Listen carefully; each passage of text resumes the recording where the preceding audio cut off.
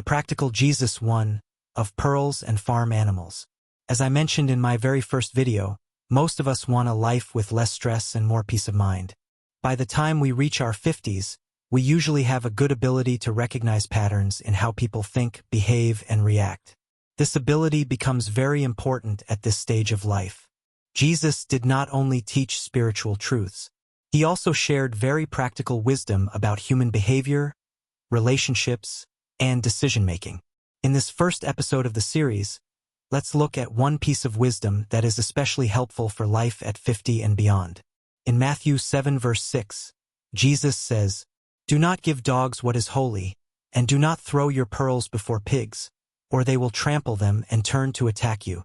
These are strong and unusual words.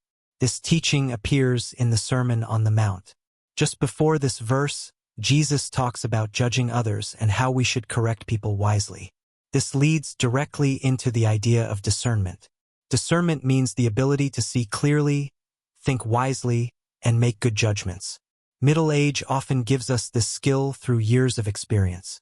Jesus compares the gospel to pearls, something valuable and precious. Pigs and dogs, although useful animals, cannot recognize the value of pearls. In the same way, some people are simply not ready to receive certain truths. Jesus is not telling us to stop caring about others. He is telling us to be wise about where and how we invest our time, energy, and words. Sharing wisdom with the wrong audience can lead to frustration, rejection, or even hostility.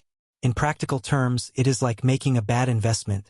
It wastes effort and can even reduce the perceived value of what is being shared. Many of us have experienced this in daily life.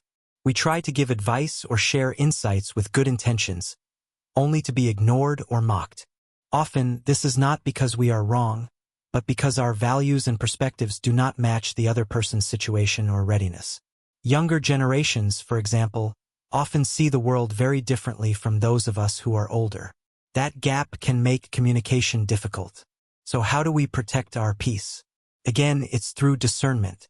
Discernment is not only knowing when to engage, but also knowing when to step back. Sometimes, for the sake of our own well-being, we need to let go. If you're a parent, especially being a dad, it's allowing the child to have those teachable moments, hopefully with just a few scrapes afterwards. As simple as it sounds, there is wisdom in choosing calm over conflict. Sometimes, the most practical decision is to move on and keep your peace. Take care, and I'll see you in the next one.